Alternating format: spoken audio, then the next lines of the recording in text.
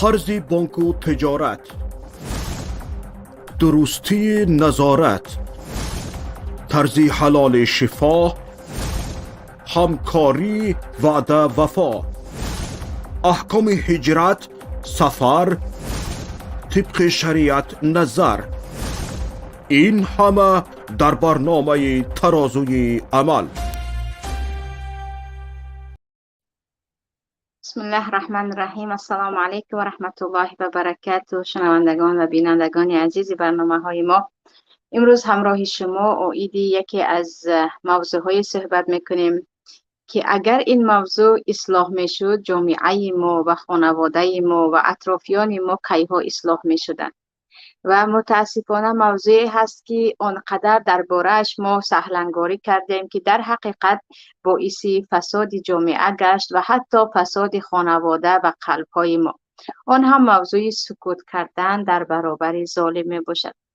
در هر دور و زمان ظالمان موقع خود را دارند و مکانت خود را دارند و متاسفانه عصرها هست که گویا که دنیا در دست ظالمان باشد و یا گفتیم قدرت در دست ظالمان باشد. و مقاله های خیلی عجیب هم هست: اگر ظالم نیستی حتما مظلوم میشوی، بهترین است که تو ظالم باشی. ولی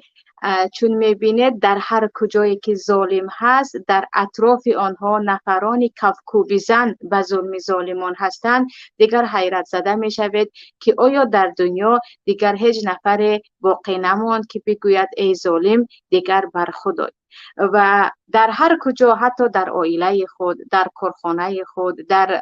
بین دوستان خود و در نهادهای قدرتی، در هر جایی که ظالم باشد حتما اطراف او نفرانی هستند که یاوری او هستند، کمک رسانی او هستند، تملقگری او هستند، یا مشاورانش، یا دوستانش، یا کارگرانش، یا اینکه خویش و تبارش، چون خویش و تبار زیادی هم هستند که در کمک کردن به ظالمان همیشه در صف اول می ایستند. و بدتر از همه اینها، یا گفتیم خیلی غمگین کناننده از همه اینها، وقتی خود جامعه طرفدار ظلم است، وقتی مردم ظلم را می بینند آرام هستند و یک نفری عدالتجو و عدالتخواه را می بینند از او خود را به انزوا می کشند و او را تک و تنها می مانند. این در حقیقت مصیبتی هست که دیگر بالای تمام جامعه اگر این گونه رفتن گیرد، بلا بالای بلا نازل شدن میگیرد. در ما حدیث در مسند امام احمد است، پیامبر صلی الله علیه و سلم میگویند: اذا هابت امتی ان تقول للظالم یا ظالم، اگر امتی من بترسد از اینکه به یک نفر ظالم بگوید که ای ظالم، یعنی دیگر بس کن ای ظالم، به خود آی، فقط تودع منهم، دیگر امر آنها به خودشان سپاریده می شود، دیگر پروردگار به آنها کاری ندارد، دیگر بودن و نبودن آنها در روی زمین یکسان است. این زمانی می شود که در امت من دیگر کسی پیدا نمی شود که به ظالم بگوید که ای ظالم. یعنی این کاری تو ظلم است، کاری که تو میکنی این حق و عدالت نیست، کاری که تو میکنی این درست نیست. دیگر باور کنید که بالای امت من بلا بالای بلا می آید، برای اینکه وقتی الله یک امت را به حال خودش گذاشت، چه مصیبت های بالای آن امت نمی آید. و گویا که امروز من و شما شاهد این حادثه ها هستیم، شاهد یک موقع عجیبی هستیم که همیشه در اطراف ظالمان نفرانی رو میبینیم که احسن به او میگویند، تشکر میگویند، کفکوبی زن و دیگر گل و گلباران میکنند. و خیلی زیاد میبینیم که آنی که عدالتجو هست یا پس پنجره هست یا خیلی تنها هست، در اطرافش کسی دیده نمیشود، حتی از عزیزان و از نفران او. و همیشه به جای اینکه بروند به یک ظالم نصیحت کنند، یک نفر عدالتجو یا یک نفری که میخواهد در دنیا بالایش ظلم نشود، نمیخواهد مظلوم بماند، بالای او دیگران می آیند و نصیحت میکنند. یعنی گویا که نصیحت فقط برای نفرانی هستند که میخواهند مظلوم نشوند. اگر اینجا گفتیم آخر ما چیکار کنیم؟ در یک شرایطی هستیم که دیگر زبان همه ما بسته است، ما نمیتوانیم چیزی به ظالمان بگوییم، یا اینکه در یک حالتهای قرار داریم که اگر ما به ظالم بگوییم ای ظالم، یا بگوییم دیگر بس کن، یا زبان وا کردیم، در همان لحظه ما را نابود میکنند، یا تهدید به ناموس ما، به خانواده ما هست. در اینجا یگان نفر کسی را نمیگوید که حتما شما اینجا شهید بشوید به خاطر عدالت جویی، برای آنکه در این مسئله ضرورت می آید و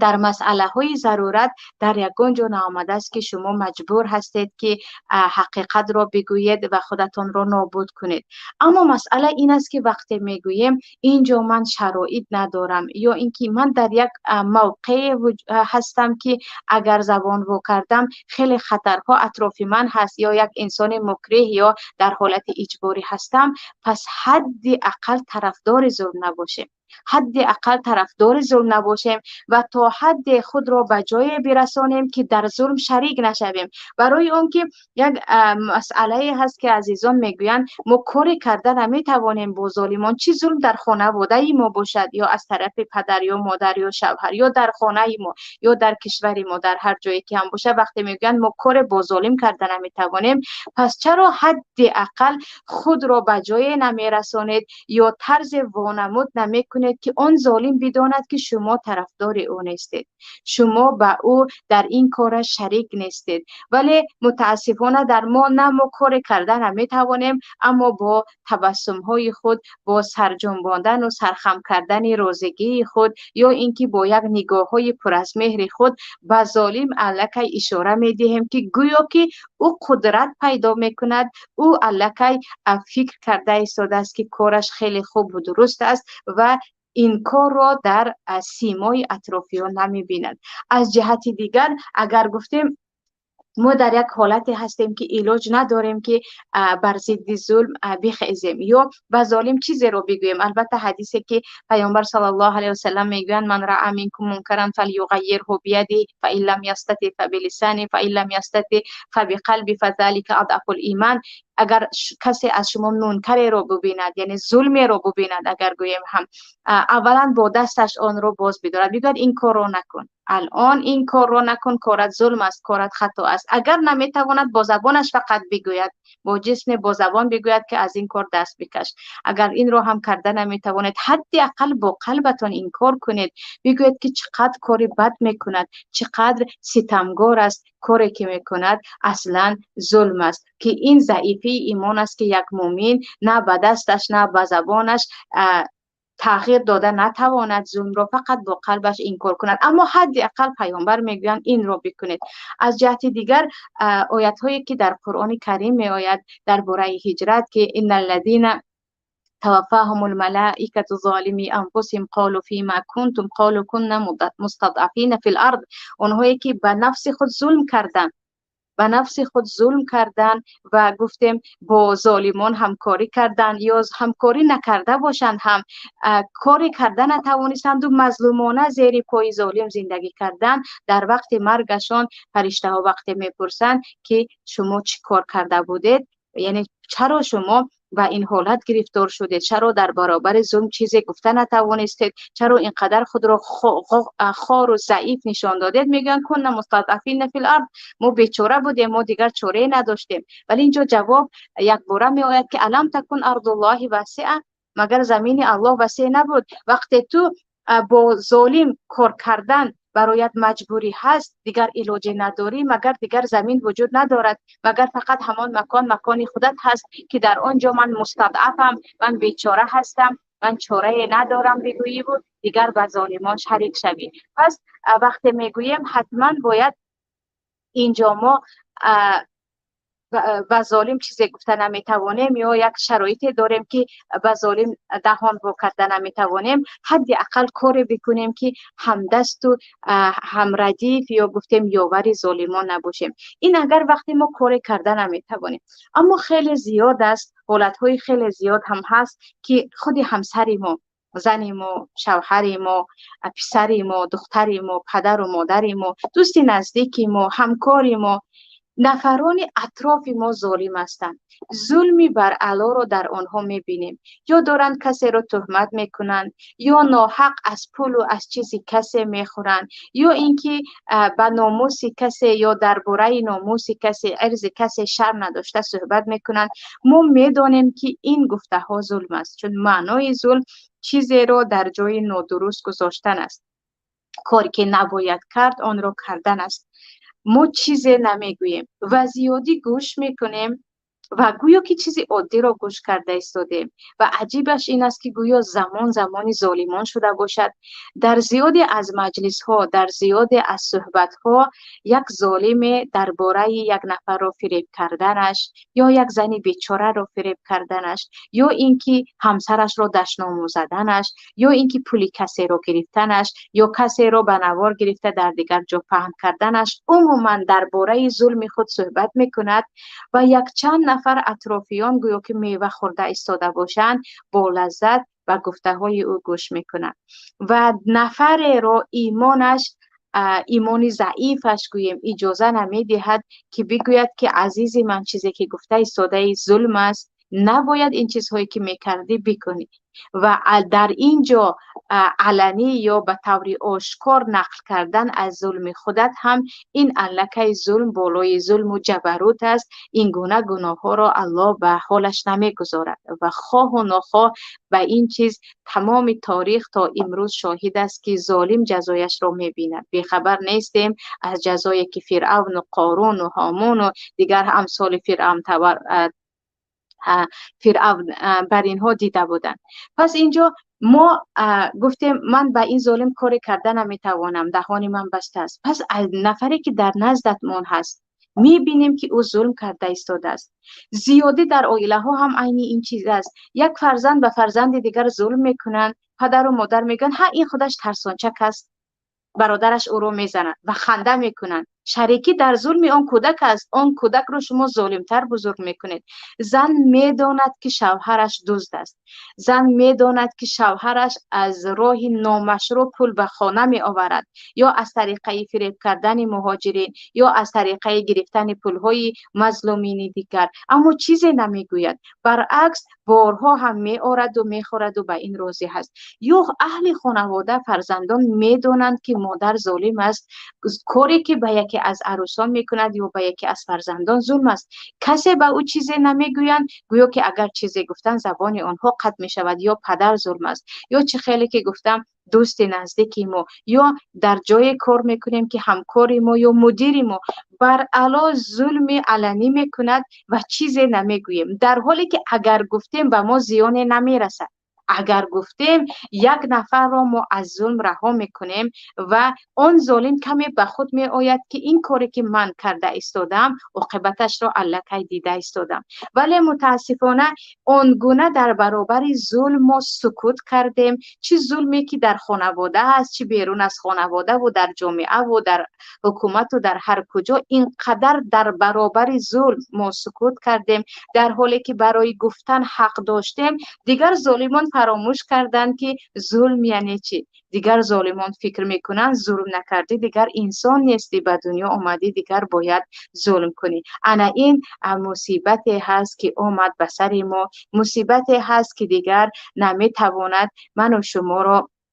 رها کند و روز از روز میبینیم که مایون به چه حالتهای دچار شده ایستادیم. و چیزی دیگر این است که خیلی خنده آور است. همیشه میبینید که یک چند نفر پیدا میشوند تا مظلوم را نصیحت کنند. اون هم نصیحت به صبر کردن. میوه صبر شیرین است و الله جزای صابران را میدهد. آره، صبر است و برای صابران پروردگار خودش به عهدهش گرفته است که اجر میدهد. ولیکن اون صبر برابر چی است؟ برابر این که کسی بالای تو ظلم میکند و ظلم میکند، تو با او چیزی گفته نمیتوانی. یعنی اونقدر نفس خود رو خار و ذلیل میکنی که گویا به دنیا برای ظلم دیدن آمدی، در حالی که صبر باید به مصیبت باشد. صبر باید وقتی تو میتوانی از کسی قصاص بگیری قصاص نمیگیری، میگویی به خاطر الله من دیگر از آن حقم گذشتم. صبر و اون بعضی از خصلت‌های مردمی هست که آن انسان بیمار است و به همه میرساند. نه اینکه صبر به ظلمی که بالای خانواده تو، بالای ارز و ناموس و مال تو می آید و تو باید صبر کنی و کار کرده نتوانی، در حالی که پیامبر میگویند من قتل دون ماله فهو شهید و دون ارضه دوامش آمدن میگیرد که تو وقتی به خاطر مالت، تو وقتی به خاطر ناموست، تو وقتی به خاطر حق در دنیا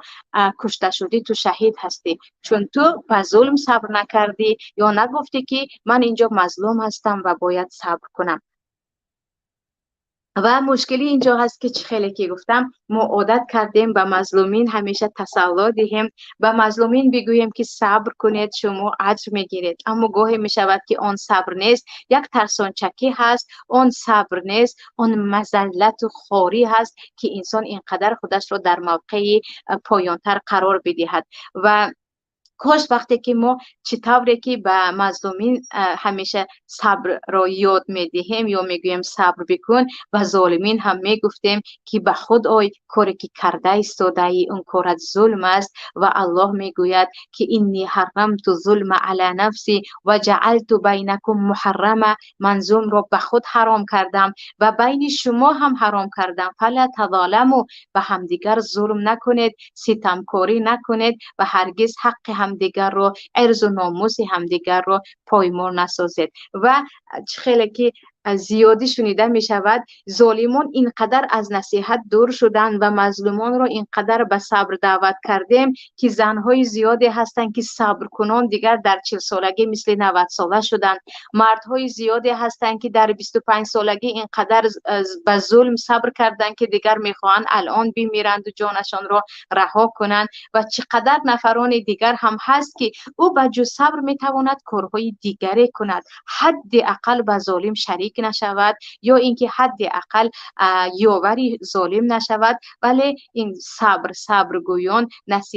نصیحتگران دیگر او را به یک موجود تبدیل ساخت که او دیگر شعور ندارد که این صبری که الان میکند و جز مذلت و خوری چیزی دیگری نیست، در حالی که در قرآن الله چی میگوید و تواصوا بالحق و تواصوا بالصبر، فقط توصیه کردن و نصیحت کردن به صبر نه، بالحق هم هست، شما باید به حق و اینکه بگویی که کاری که میکنی ناحق است، ناعدالتی هست، اولا همدیگر رو به حق نصیحت کنید، بگویید که حق این است و ظلم این است، کاری که تو میکنی این حق تو نیست، پولی که تو میگیری حق تو نیست، چیزی که تو میگویی الان حق تو نیست که در ناموس آن نفر یا اینکه در حق آن نفر بگویی. یعنی ما و تواصوا بالحق را گویا کنار گذاشتیم که باید ما نصیحت هم بکنیم به حق، اما زیادی به صبر نصیحت میکنیم، آن هم چه صبری که زیادی صبر و ترس یا اینکه صبر و مذلت را به همدیگر مکانش را عوض کردیم، در حالی که والذین اذا اصابهم البغی هم ینتصرون، این صفت های مؤمنین است، وقتی که بالای آنها ظلم می شود آنها منتصر می شوند، آنها غالب می آیند، نه همه ظلم را به دوش خود می گیرند، گاهی می شود شاید جانشان را بدهند، گاهی می شود وطن خود را رها کنند، گاهی می شود از بحر کارشان برآیند، گاهی می شود از بحر همسرشان برآیند، اما میگویند من برابر ظلم هرگز صبر نمی کنم، برای آنکه این بغی است و الله ظلم را بین مردم حرام کرده است و نباید که یک مسلمان تمام عمر زیر پرچم ظلم زندگی کند و بگوید که من از جمله صابرین هستم. و مسئله دیگر این است که عزیزان بسیاری وقتها می شود یا خیلی حالتهای می شود که دوستی نزدیکی ما ظالم است، ظالم به همسرش هست، ظالم به همکارش هست، ظالم به یگان نزدیکی دیگرش هست یا به فرزندش، یا اینکه با یک نفران ما روا داریم که میدانیم که آنها حق مردم میخورند، ولی زیادی میگوییم گوری او جدا است، گوری من جدا است، او به کار خودش جواب میدهد، من به کار خودم جواب میدهم، در حالی که با چشمان خود دیده ایستادیم، در حالی که هر روز شاهد آن هستیم که این نفر ظلمی بر علا میکند. یعنی شوهر من ظالم است، به من چی؟ زنی من ظالم است به من چی، فرزندی من ظالم است اصلا به من چی رابطه دارد، الکی بزرگش کردم، پدر من ظالم است سخنی من به پدر و مادر نمیگذرد، مدیر من یا دوست نزدیک من از راه ناحق پول میگیرد یا اینکه همیشه در دهانش دیگر عرض آبروی مردم است به من چی. این حالت هایی که ما به چشم خود میبینیم و در اطراف ما ظلم می شود و از نزدیکان ما می شود، اگر از نزدیکان ما نشود هم از نفرانی می شود که ما با آنها رفت و آمد و معامله داریم ولی دهان وا نمی کنیم و برابر ظلم آنها چیزی نمی گوییم، ما داخل می شویم زیر پرچم پناه به الله ملعون شدگان. در قرآن کریم الله میگوید لعن الذین کفروا من بنی اسرائیل علی لسان داوود و عیسی ابن مریم ذلك بما عصوا و كانوا یعتدون كانوا لا یتناهون عن منکر فعلوه. لعنت شدن مردم از بنی اسرائیل از زبان دو پیامبر، هم داوود و هم عیسی، آنها لعنت شدگانند. سبب لعنت شدن آنها این است که اولا آنها از حد تجاوز کردند، قانونهای الله را زیر پا گذاشتند. دویمش این است که کانوا لا یتناهون عن منکر فعلوه، و چشم خود می دیدند که اطرافیان به منکر، به ظلم، به اون چیزی که نباید دست بزنند دست میزنند، آنها لا یتناهون، هرگز این کار نمی کردند. یعنی سببی اون نفری که این گناه رو کرده است لعنت شدن او چیزی دیگر است، اما اونی که خودش انسانی خوب و صالح است اما آنها رو دیده به زبان چیزی نمیگوید، گوری او جدا و گوری من جدا، زندگی او به خودش زندگی من به خودم، حتی اینها رو هم در قرآن میگوید لعنه، یعنی لعنت شدن. و انا اینجا برمیگردیم به مسئله ای که مسئله ظلم رو دیده سکوت کردن این دیگر خودش ظلم است، برای آن که پروردگار جدا نکرد بین نفرانی که ظالم هستند و بین نفرانی که ظلم رو میبینند و خاموش میایستند. آره چه خیلی که گفتیم اگر شما قدرت ندارید، شرایط ندارید، مکان و موقع شما اجازه نمیدهد، حد اقل طرفدار نباشید. سکوت است، سکوت هایی که در ما علامت رضا است و خیلی معذرت میخواهم سکوت هایی که با کفکوبی هست و با اینکه شکر الله که همین باشد هم در سر ما هست. یعنی یک ظالم در سر شما هست، یک ظالم در اطراف شما هست، در خانواده شما هست، شما میگوید ظالم باشد هم به این باید شکر کرد، در حالی که شکر کردن به ظالم در یگان جا نآمده است. اور ما میگویم تقدیر است چیزی دیگر، اما تشکر که شما ظالم باشید همسر ما هستید یا مادر من هستید یا پدر و همسر من هستید، این مسئله دیگر همکاری با او هست. البته اینجا وقتی گفتیم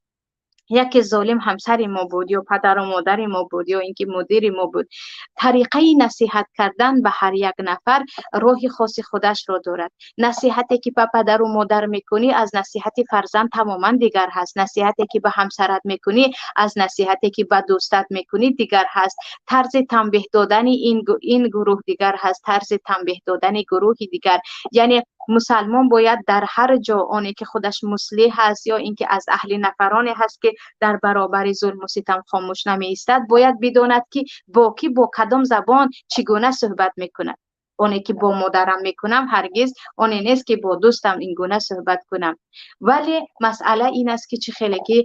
دیده ایستاده ایم ما زیادی نه اینکه از روی اجباری سکوت میکنیم، بلکه از روی هیچ اجباری نه، فقط تملق کاری، از روی فقط خوش آمدگویی، از روی اینکه کمی باشد هم قدر ما بالا شود یا اینکه آن ظلم ما رو فرا نگیرد،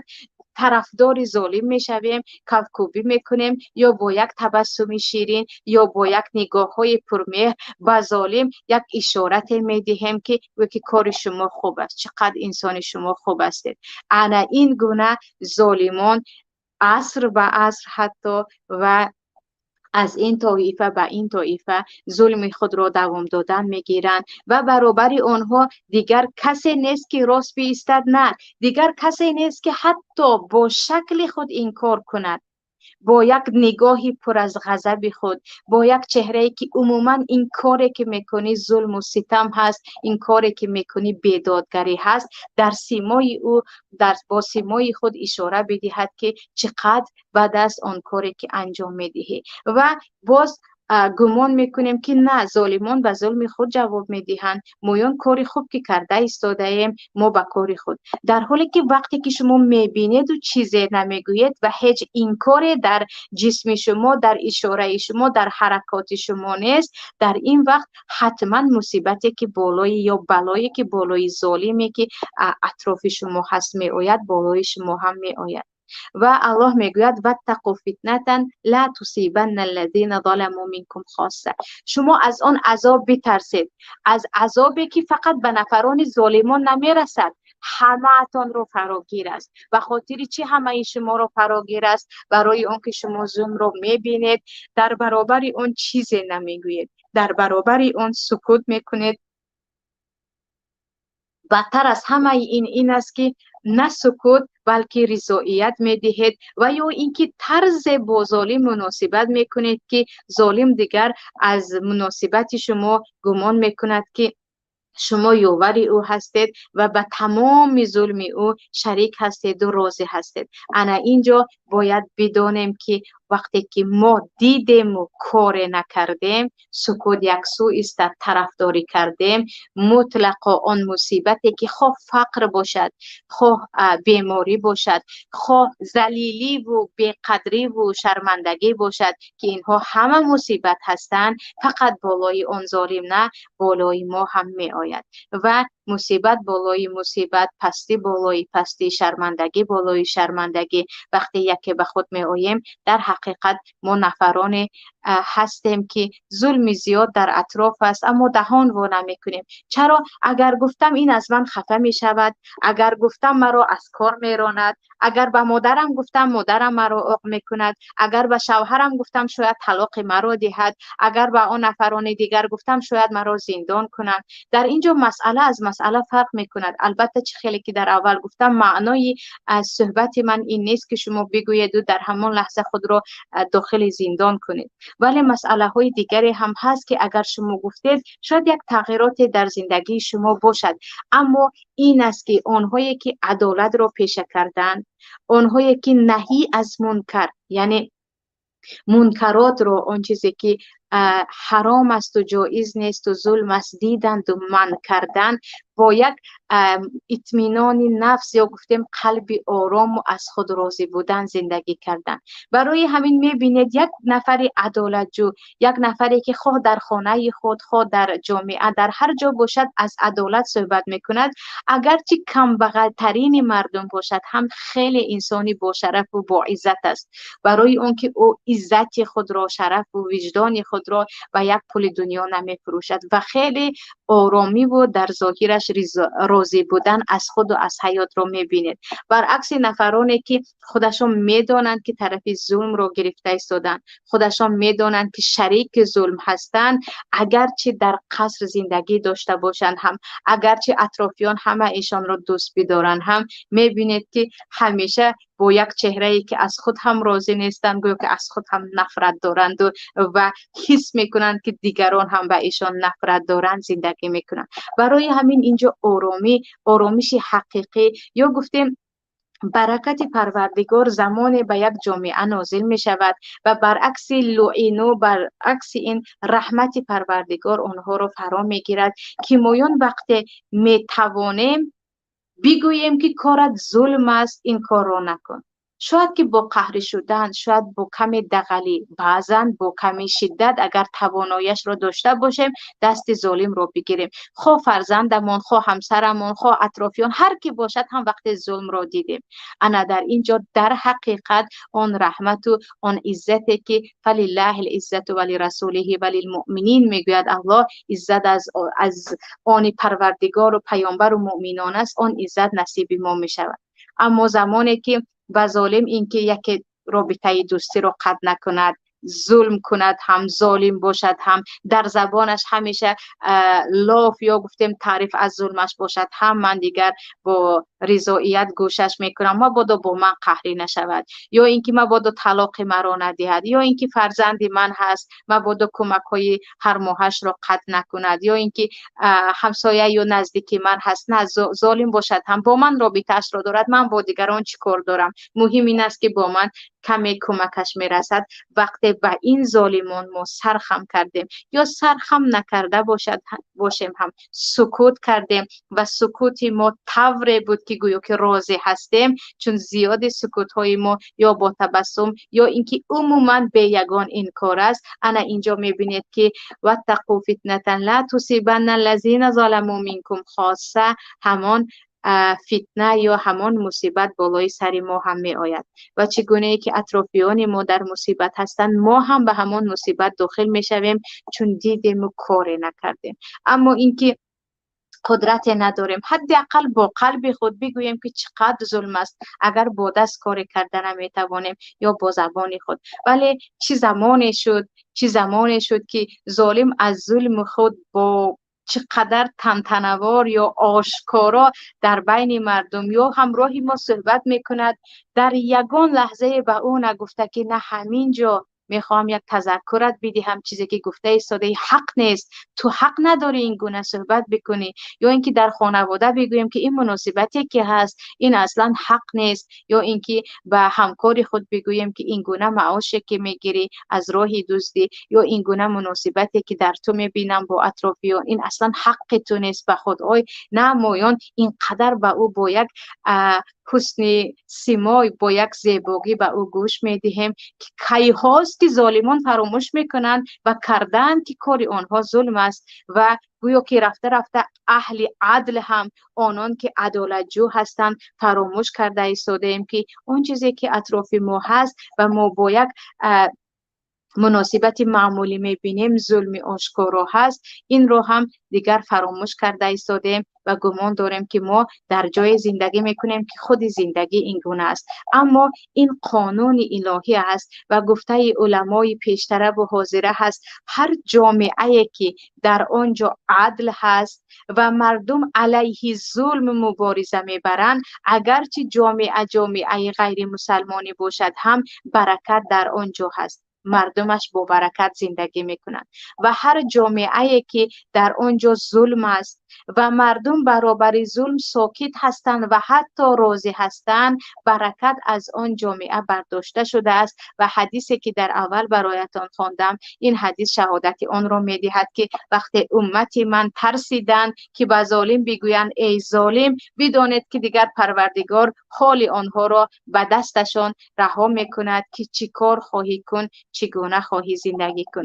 اما برعکس نفرانی که با هم علیه ظلم میگویند و حتی گفته نتوانند هم ذالک اضعف الایمان باشد، هم با قلب خود ظلم را انکار میکنند. و این تربیت باید در فرزندان ما هم باشد، در اطرافیان ما عادت کرده میگیم اگر دیدی کسی رو میزند تو به آن همراه نشو وگرنه تو رو هم میزنند، اگر بیمان خودشان چیکار کنند. اون دو نفر با هم جنگ دارن هرگز به آنها شریک نشو، آن نفر او را دشنام میکند کارش نکن دشنامش را کردن گیرد، این نفر پولی او را دزدید است و من گفت من کاری هم نمیکنم، اون دزدی بالای تو هم می آید، او با او جنگ کرد با تو هم جنگ خواهد کرد، او در حق او تهمت کرد در حق تو هم خواهد تهمت کرد. یعنی ظالم وقتی از دستش گرفته نشد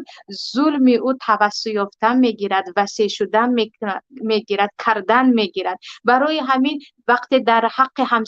همسری دوستت کسی چیزی گفت در حق همسری تو هم میگوید، در حق فرزندی کسی ظلم کرد در حق فرزندی تو هم اون ظالم عدل بعد این کارش را دوام میدهد. برای اینکه ظالم کارش را پیش نبرد دیگران باید علیه او همه یک جایه باشند، همه یک جایه بگویند که ای ظالم تو به خود آی، چیزی که میگویی حق نداری. اما از اینکه حقیقت یعنی نفرانی که حقیقت جو یا عدالت جو هستند تنها ماندن و ظالم و طرفداران ظالمان روز از روز زیاد می شوند، می بینیم که ما چقدر در برابر ظالمان کوچک و خوار و ذلیل و شرمنده هستیم. ولی وقتی اطراف رو نگاه میکنیم در بر خودمان هم ظالم است، خودمان هم ظالم هستیم در بسیار جایها، اما هرگز به کله نمیگیریم به گفت خودمان یا به تن نمیگیریم که آره من ظلم کرده ایستادم، باید من حلالی طلب کنم، یا پول کسی رو گرفتم، یا حق کسی رو خوردم، یا در حق کسی چیزی گفتم و کردم، حتی فرزند و همسرم باشد یا همسایه هم باشد، همکار و دوستم باشد، باید به ظلم خود خاتمه بدهم. انا اینجا میبینیم که به ظلم خود خاتمه دادیم، به ظلم نزدیکان خود خاتمه دادیم و چقدر به ظلم های دیگران هم میتوانیم خاتمه بخشیم. اما اینکه سکوت گفتیم، ولی سکوت ما زیادی علامت رضا بود. دیده ایستاده که در عائله ها یک ظالم تا 100 سال در یک عائله ظلم میکند، یک شوهر ظالم تا 90 سال برای حتی نبیره و نوسه هایش ظلم میکند، یک همسایه ظالم کلی محله را زیر دستش میگیرد، یک قدرتدار ظالم تمام یک مردم را زیر پایش میکند. از اینکه سبب این بود که اطرافیان او ظلم را دیدند و چیزی نگفتند. ولی تصور کنید اگر یک چند نفر به یک نفر ظالم بگویند این کار را نکن، حتی در خانه باشد، اگر کلی عائله با یک نفر ظالم قهری شوند، در دهه باشد، در همسایگی باشد، همه بگویند ما با این همسایه ظالم رابطه نداریم، در صنف خانه و در کارخانه باشد، میبینید که ظالم وقتی خود را تنها حس کرد، وقتی دید که از این کارش همه متنفر هستند، خواه و ناخواه ترس و هراس قلب او را دیگر فرا میگیرد، خواه و ناخواه کمی به خود می آید، یا طلب معذرت میخواهد، یا اینکه به اصلاح شوی شروع میکند. اما متاسفانه ما زیادی دست ظالم را میگیریم و به مظلوم میگوییم صبر بکن، یا میگوییم تقدیرت این است، در حالی که پروردگار شما را یا ما را نآفرید تا زیر هر یک ظلم سر خم داشته باشیم و بگوییم که من صبر کردم، در حالی که این صبر نیست و این شرمندگی می باشد. برای چاره‌اش را باید هر یک نفری که در ظلم و در ذلت زندگی میکند پیدا بکند. این بود عزیزان برنامه مختصر امروزه من با شما، با امید اینکه ظلم از خانواده های شما ریشه‌کن شود، از جامعه ما و از کل دنیا، و نفران عدالتجو و آنهایی که رو بروی ظالم میگویند ای ظالم دیگر به خود بیای زیاد شوند. شما را به الله می سپارم. سلام الله علیکم و رحمت الله و برکاته. قرض بانک و تجارت، درستی نظارت، طرز حلال شفا، همکاری وعده وفا، احکام هجرت، سفر، طبق شریعت نظر، این همه در برنامه ترازوی عمل.